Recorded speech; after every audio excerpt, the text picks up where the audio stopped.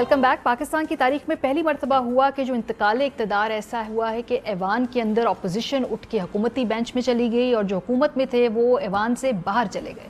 यानी इसके हक़ में ये तौजीह दी जाती है कि कोई भी और इंटरवेंशन नहीं हुई। ऐवान ने, पार्लियामेंट ने खुद ही बैठ के एक तरीके कार से पार्लिमानी प्रोसेस को फॉलो करके हुकूमत को तब्दील किया है। चले ये तो हो गया। इसके बाद अब उस पार्लियामान में हो क्या रहा है ये हम आपको नहीं बताएंगे। खुर्शीद शाह साहब जो उस ऐवान का हिस्सा हैं, हुकूमती बेंचेस पे बैठते हैं। इस वक्त पार्लियामान में क्या हो रहा है उन्हीं की ज़बानी सुनिए।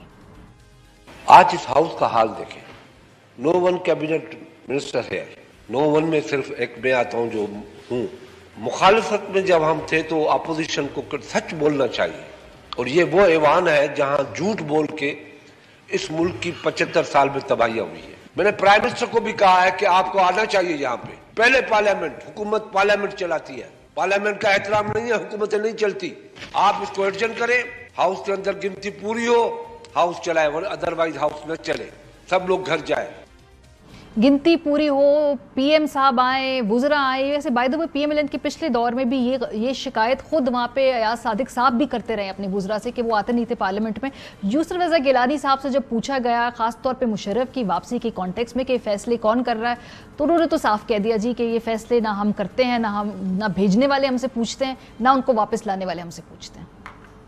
जो इशू यहाँ डिस्कस हो रहा है ये फैसले करने वाले हम नहीं हैं, फैसले कहीं और होंगे। तो इसलिए जब वो बाहर चले गए आप रोक सके, जब आ जाएंगे आप रोक सकेंगे, तो इसलिए मतलब दिस अ फ्यूटाइल एक्सरसाइज।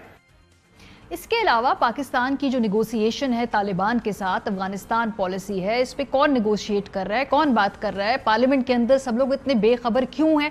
ये बिलावल भुट्टो जरदारी ने इसके ऊपर जो है ख़ास तौर पे आवाज़ उठाई थी कि भाई ऐसे इश्यूज़ पार्लियामेंट के अंदर क्यों नहीं लाए जाते इलेक्टेड लोगों के सामने।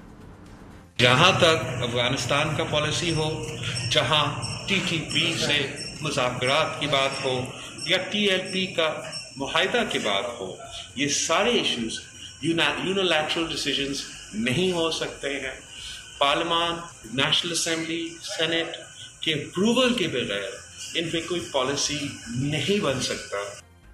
इसी पर बात करेंगे। हमारे साथ फहमीदा मिर्ज़ा साहिबा, रहनुमा GDA, रुकन कौमी असेंबली, बहुत ज़्यादा वोकल है इस इशू के ऊपर, बिकॉज अभी तक हम देख रहे हैं पार्लियामेंट के अंदर जो भी लेजिस्लेशन हो रही है, जो भी तकारीर हो रही हैं, एक हेल्दी अपोजिशन जो होनी चाहिए है उसका वहाँ पर फुकदान है। तो फहमीदा साहिबा, इस वक्त ऐवान चल कैसे रहा है, क्योंकि आपने खुद एज ए स्पीकर भी चलाया हुआ है और अब आप बैठ के आउटस्कर्ट से देख रही हैं अपोजिशन लीडर साहब जो कहते हैं मैं नून लीग का टिकट लूँगा, हुकूमत में PMLN के वुज़रा नहीं आ रहे, पीपल्स पार्टी वाले फिर आते हैं, आप लोग जब हुकूमत में थे तब भी आया करते थे।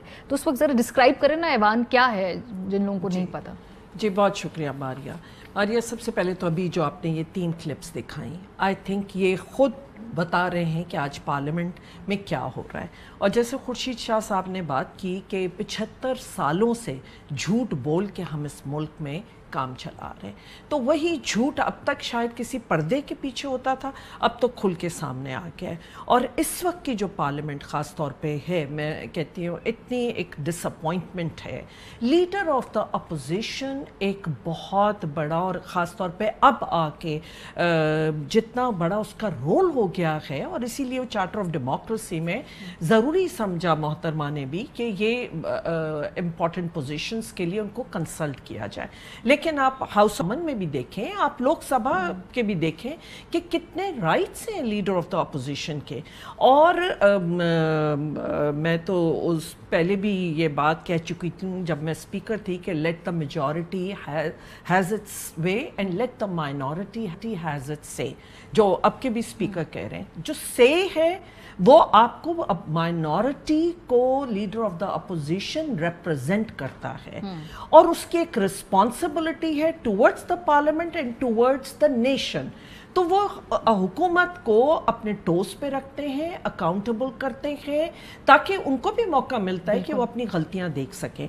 यहाँ पे सूरत हाल ये है कि जो टिकट लेंगे उसी प्राइम मिनिस्टर से, वो आज लीडर ऑफ द अपोजिशन है।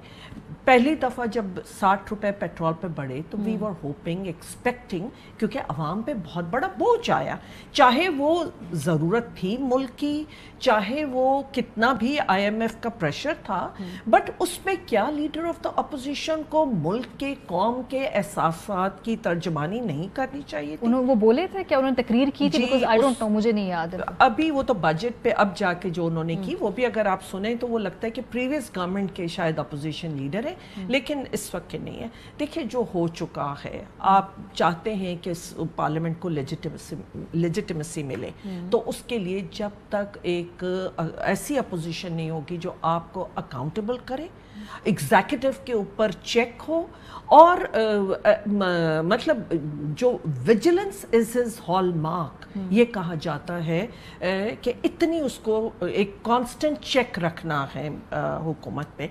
यहाँ तो अगर मैंने कोई हाश तकरीर कर ली तो जिस तरह हुकूमत ने रिएक्ट किया वो भी टीवी पे आया, मैंने जिसके बाद अपनी स्पीच की, देखा जाए तो प्रैक्टिकली सिर्फ हम खवातीन हैं दो शायद कि जो अपोजिशन का रोल अदा कर रही हैं, जो GDA की हैं, लेकिन आप ना हमें रिकग्नाइज कर रहे हैं, ना वो रोल देते हैं, ना PSC की नुमाइंदगी है, ना PSC में मेंबर कोई है। अब पब्लिक अकाउंट्स कमेटी का जो चार्टर ऑफ डेमोक्रेसी में किया गया था कि लीडर ऑफ अपोजिशन उसको चेयर करें, उसका पीछे मकसद था, ये नहीं था कि आप जिसको अकोमोडेट करना हो उनको करें। देखिए जो भी सब कॉलीग्स वहाँ बैठे हैं, चाहे वो लीडर ऑफ द अपोजिशन हो या PSC है, मेरे कॉलीग्स रहे और बहुत पुराना हुआ है। मैं शख्सियात का नहीं, मैं सिस्टम्स की बात करती हूँ, मैं पार्लियामेंट्री डेमोक्रेसी की बात करती हूँ।